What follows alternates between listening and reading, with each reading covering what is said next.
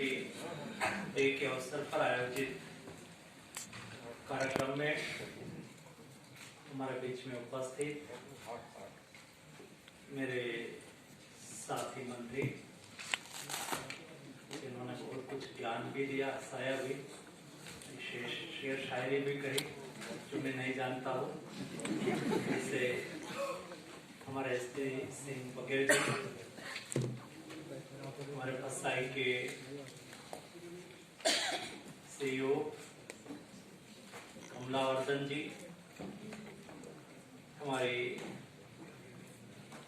Ministry के joint secretary नायक जी, सभी उपस्थित एक्सपर्ट टीम के सदस्य भाई बहन, मैं मानता हूं कि आज एक ऐसी टीम के साथ मेरी बात हो रही है जिसकी देश में सबसे बड़ी और अहम जिम्मेवारी है। ये जिम्मेवारी छोटी नहीं है। कोई देश तब समृद्ध हो सकता है जब इस देश के नागरिक स्वस्थ हो, और देश के नागरिक स्वस्थ तब रह पाते हैं जब अपने आहार विहार का अच्छी तरह से नियमन करें, और उसके लिए, उसका मैनेजमेंट करने के लिए, उसके लिए गाइड करने के लिए, ट्रेनिंग करने के लिए, इसको रेगुलेट करने के लिए भारत सरकार के हेल्थ मिनिस्ट्री के फसाई के द्वारा काम हो रहा है। इस फसाई इंस्टीट्यूट के साथ आप सब लोग जुड़े हुए हैं। आप साइंटिस्ट है, एक्सपर्ट है। ये देश की एक विशेषता भी रही है। जब आपको कोई साइंटिस्ट के रूप में संबोधित करते हैं, आपको एक्सपर्ट के रूप में संबोधित करते हैं, केवल इतना ही नहीं है, इस दृष्टि से सोसाइटी आपको देखती भी है।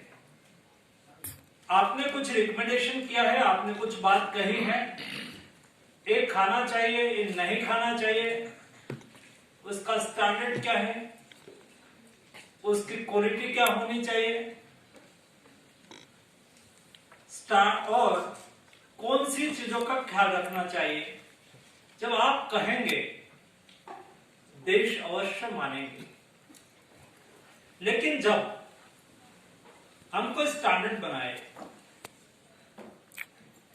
कोई सेफ्टी सुनिश्चित करे,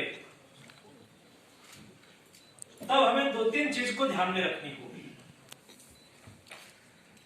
हम मानक कौन सा एडॉप्ट कर रहे हैं, स्टैंडर्ड कौन सा एडॉप्ट कर रहे हैं। बघेल जी की बात से उसको ध्यान से सुन रहा था। उन्होंने मिलेट्स का उल्लेख किया और उसको श्री अन्न मोदी जी ने बना दिया, और उन्होंने जाओ और इंडस सिविलाइजेशन के साथ उसको जोड़ा। दोस्तों, इंडिकेशन बहुत महत्वपूर्ण है। हमारा देश का खान पान हमारी तरह से होता है।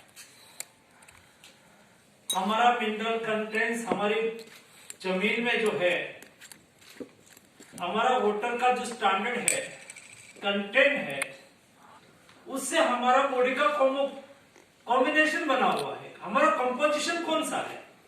जिस धरती से आप पैदा होते हैं, एक धरती का आपका बॉडी का कंपोजिशन बनता है, और इसलिए हमारा खान पान, जीवन शैली, दो चीजों को जब हम स्टैंडर्ड तय करें, तब हमारे सामने एक रेडीमेड स्टैंडर्ड है वेस्टर्न का। हाइजेनिक की दृष्टि से गुड, उसमें कोई हाइजेनिक की दृष्टि से दुनिया की बेस्ट प्रैक्टिस को फॉलो करो, मुझे उसमें कोई दो राय नहीं है। बट जब हम हमारा स्टैंडर्ड फॉलो करते हैं, तब क्या आपने कभी स्टैंडर्ड फॉलो करते हुए या तो कोई रेसिपी तैयार कर रहे हैं, तब अपना ट्रेडिशनल किचन को देखा। हमारा पूर्वज 100 साल की आयु तक जिंदा रहे, क्या उसकी खान पान थी, उसके लिए कभी स्टडी रिपोर्ट तैयार किया, उसका पब्लिकेशन कोई फसाई के बुक में आया, या तो जिस यूनिवर्सिटी में आप काम कर रहे हो, जिस इंस्टीट्यूट में काम कर रहे हो, उसके ऊपर आपने उस कभी आर्टिकल लिखा क्या? दोस्तों हमारा किचन, एक बेस्ट फूड हमें कैसे खाना चाहिए, क्या खाना चाहिए दिन में, हमारा खान पान की दिनचर्या का खान पान क्या होना चाहिए, हमारा किचन, हमारा ट्रेडिशन, हमारी जीवन शैली, उसके साथ कभी मैपिंग किया क्या? आज से 50 साल पहले हम क्या खाते थे, क्या हमारी लाइफ थी, कैसे लाइफ थी, उसके बारे में कभी कंपैरेटिव स्टडी किया क्या? मैं मानता हूं कि कोई देश का अपना अपना खान पान हो सकता है, हमारा देश का हमारा अपना खान पान हो सकता है, और उसका स्टैंडर्ड हम हमारे हिसाब से तैयार करें। मैं मानता हूं कि तब जाके हम स्वस्थ जीवन जी पाएंगे। That is one part of wellness.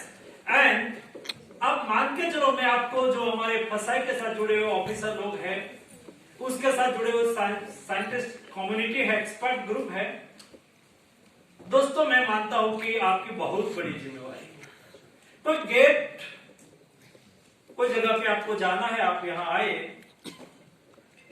विज्ञान भवन में, तो गेट पर गेट कीपर होगा, अंदर कौन आ रहा है, बाहर कौन जा रहा है, कब आने देना चाहिए, कब बाहर जाने देना चाहिए, उसका नियमन करते हैं ना, वो किसका काम है? गेट कीपर का काम है। आप देश के हेल्थ के गेट कीपर है, देश के स्वास्थ्य के गेट कीपर है। आप क्या मानक तय कर रहे हैं, क्या स्टैंडर्ड तय कर रहे हैं, आप कौन सी हाइजेनिक का सिस्टम को फॉलो कर रहे हैं, कौन सा क्वालिटी का फूड देश के नागरिकों को मिल रहा है, क्या लेना चाहिए, क्या नहीं लेना चाहिए, ये तय करने की जिम्मेवारी जब आपकी है, तब दोस्तों चैलेंज को हमें स्वीकार करना चाहिए और एनालिसिस करना चाहिए कि क्या हम ऐसी रेसिपी बना के दे, ऐसा स्टैंडर्ड बना के दे जो हमारे देश के नागरिक डायबिटिक ना हो, हमारे देश के नागरिक बीपी के पेशेंट ना हो।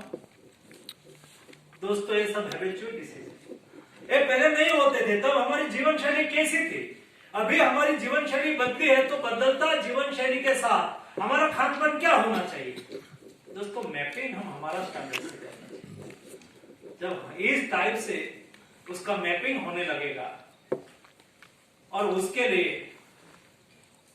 टीम एक भाषा में बात करनी चाहिए, सब लोग एक भाषा में, फसाई भी एक भाषा में बात करें, अदर मिनिस्ट्री भी एक भाषा में बात करे, जनता भी एक भाषा में बात करे, आप कोई डिबेट में कंसल्टेशन के लिए बैठे, वहां भी एक ही भाषा में बात हो, तब जाके जनमानस पर एक छवि बनती है। नाउ एंड टुडे, अभी तक मैं मानता हूं कि समाज जीवन में फूड स्टैंडर्ड और क्वालिटी के बारे में हमें जो सोसाइटी में वातावरण बनाना चाहिए, हम नहीं बना पाए। हम ऐसा तैसा खाते रहते हैं, इधर उधर खाते रहते हैं, अनहाइजेनिक खाते रहते हैं। इसलिए मैंने तय किया है कि हमें उसके लिए शुरुआत करें, क्या करना चाहिए। तो हमने मिनिस्ट्री की ओर से तय किया कि हम देश में 100 फूड स्ट्रीट बनाएंगे। फूड स्ट्रीट बनाना, सभी जगह पे फूड स्ट्रीट है ही, फूड स्ट्रीट हम बनाएंगे तभी बनेगी ऐसा नहीं, लेकिन एक बेंचमार्क करना है कि भाई फूड स्ट्रीट कैसी होनी चाहिए, उसमें क्या चीजें मिलनी चाहिए, उसको हाइजेनिक दृष्टि से क्या ख्याल रखना चाहिए, वहां जो बना रहे हैं, कुकिंग करने वाले को क्या सेफ्टी रखनी चाहिए, जो पिरोसते हैं उसको क्या सेफ्टी रखनी चाहिए, जो लोग बैठते हैं, यहां से कोई खाने के लिए जाएंगे फूड स्ट्रीट में, बैठते हैं उसको भी क्या ख्याल रखना चाहिए, कैसे बैठना चाहिए, कहां बैठना चाहिए, एक स्टैंडर्ड के रूप में लोग देखे, और ऊपर लिखा हो फूड स्ट्रीट, गवर्नमेंट स्पॉन्सर। धीरे धीरे उसके लिए पब्लिक अवेयरनेस व्यापक तौर पर लाने की आवश्यकता है।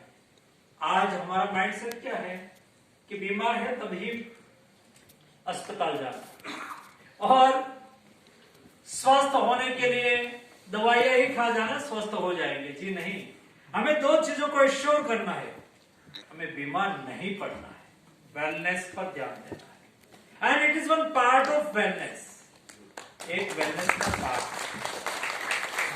आपका फूड कोर्ट वेलनेस का पार्ट है। दोस्तों हमारा शास्त्रों ने, हमारा पूर्वजों ने हमें खान पान जीवन शैली ऐसी दी है, फास्ट करना हमारा जीवन शैली का एक पार्ट है, तो ये हमारी बॉडी के लिए भी जरूरी है। कौन से त्योहार में क्या खाना, जब फास्ट करते हैं तो क्या खाना, तो देखो हमारे सब फेस्टिवल है उसमें फास्ट करते हैं, तब क्या खाना क्या नहीं खाना। सीजनल फेस्टिवल में, रिलीजियस फेस्टिवल में, कई सीजन में कौन सा रिलीजियस फेस्टिवल है, उसके साथ हमारा पूर्वजों ने उसको फास्ट में क्या खाना है ये भी तय किया था। It is also a scientific system, scientific system से तैयार किया गया था।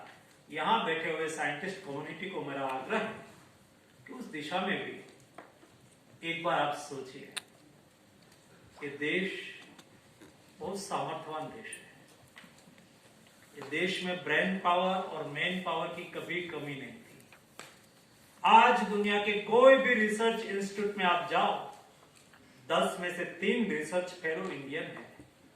मैं एक बार नासा गया था, तो मैं गया तो कई लोगों से मुझे वेलकम करने के लाइन में खड़े थे कई लोग, तो उसने मेरे साथ हैंडशेक कर रहे थे। एक ने हिंदी में मुझे मेरा स्वागत किया, तो मैंने कहा इंडिया से है, तो उन्होंने कहा हाँ मैं इंडिया से। मेरे विजिट होने के बाद एक साइड में मुझे मिले तो बातचीत हो रही थी। मैंने कहा कितने इंडियन है, तो उन्होंने कहा 10 में से 3 इंडियन है। ये हमारी संपदा है। You are all are our asset, आप सब लोग हमारी एसेट है। लेकिन हमें हमारे एसेट का उपयोग केवल दुनिया में कोई जगह पे सिस्टम बनी हुई है उसका इम्प्लीमेंटेशन करा देना और यही दिशा में सोच के हमें तय करना, तो होगा ऐसा। हम जिस तरह से देश को देखते हैं, आज हेल्थ एक बहुत बड़ा इश्यू हो गया है। कोई पेशेंट बीपी के पेशेंट है, डायबिटिक पेशेंट है, थायराइड पेशेंट है, 2-3 टैबलेट खाते हैं, 2 टैबलेट खाते हैं, 3 टैबलेट खाते हैं, ये हालत हमारी हुई है। टैबलेट किसी को लंबा टाइम के लिए जिंदा नहीं रख सकता है। It is one type of foreign body, chemical से। अल्टीमेटली तो आप पेट में केमिकल से ही डालेंगे ना। स्वस्थ रहने के लिए वेलनेस ही उसका बेस्ट सॉल्यूशन है। हमारा सारा खान पान में दोस्तों, आप खान पान से आपकी बॉडी को स्वस्थ कर सकते हैं। मैंने ऐसे कई डॉक्टर को देखा है, कोई ट्रीटमेंट नहीं, कोई दवाइयां नहीं देता है और आपको हेल्दी कर देते हैं केवल खान पान में बदल करने से। कोविड क्राइसिस के दरमियान एक दूसरी भी स्थिति मैंने देखी, हेल्थ के प्रति जनता की अवेयरनेस बढ़ी है। जब कोई भी सोसाइटी, कोई भी समाज आर्थिक दृष्टि से समृद्ध होने जाता है, तब वो स्वस्थ रहने की या तो उसका जीवन का लक्ष्य थोड़ा बदलता है। जब व्यक्ति समृद्ध नहीं होता, खाने के लिए संघर्ष करना पड़ता है जिसको, तो बेचारा कितनी चीजों का ध्यान रखेंगे। लेकिन हिंदुस्तान दोस्तों मोदी जी के नेतृत्व में बदल रहा है, देश बदल रहा है, देश आगे बढ़ रहा है, नया भारत का निर्माण हो रहा है। ये नया भारत में आज जिस तरह से मिडिल क्लास बढ़ रहा है, इमर्जिंग हमारी इकोनॉमी है। कोविड के बाद दुनिया का जीडीपी ग्रोथ 1%, 2%, डेवलप्ड कंट्री भी 3%, 4%, चाइना 4.5% पर रुका है। दोस्तों, आपका और मेरा देश हिंदुस्तान आज 7% जीडीपी ग्रोथ से बदलते समय में हमें हमारा देश की स्वास्थ्य की चिंता करनी है। फूड सेफ्टी के द्वारा हम देश के निर्माण में क्या सहयोग कर सकते हैं। दोस्तों, जरूरी नहीं है, देश के लिए हम सब लोगों की जिम्मेवारी है। हम मान लें कि सरकार करेगी, वो इज गवर्नमेंट इन डेमोक्रेसी, लोकशाही में हम सब ही सरकार है। एक ज्वाइंटली एफर्ट, सामूहिक प्रयास से ही देश बदल सकता है। मोदी जी कई बार बहुत सही बात कहते हैं, एक व्यक्ति एक स्टेप आगे बढ़ता है तो हम एक स्टेप ही आगे बढ़ सकते हैं, लेकिन देश के 130 करोड़ की जनसंख्या एक विचार के साथ आगे बढ़ते हैं तो एक ही समय में एक ही साथ 130 करोड़ स्टेप आगे बढ़ सकते हैं। हमें देश के लिए अपना दायित्व निभाने की जिम्मेवारी हम सब लोगों की है। देश के हर नागरिक, मैं मिनिस्टर हूं, मुझे हर संभव 24/7 मुझे परमात्मा ने और मोदी जी ने जिम्मेवारी दी है, तो मैं देश के हेल्थ को ठीक करने के लिए एज ए हेल्थ मिनिस्टर मेरी एक भी मिनट वेस्ट नहीं होनी चाहिए, इस भाव से मैं सोचूंगा तो मैं बेस्ट आउटपुट दे पाऊंगा। मेरे देश के हर ट्रेडर्स, व्यापारी, बिजनेसमैन वो सोचेंगे मैं बिजनेस कर रहा हूं, लेकिन मैं देश का एक जिम्मेवार नागरिक भी हूं, मैं मुनाफा पूरी नहीं कर सकता, मैं देश के लोगों को टाइम पे चीजें मिले उसके लिए प्रयास करूंगा, प्रॉफिट भी करूंगा, लेकिन प्रॉफिटेरियन ट्रेडिंग नहीं करूंगा। ऐसा उसके मन में भाव आता है क्या? हर व्यक्ति, छोटे से छोटे व्यक्ति कमिटमेंट और डेडिकेशन नेशन के प्रति देखेंगे ना, तब मैं मानता हूं कि सारी चीज आप फूड सेफ्टी के लिए यहां से स्कोर बना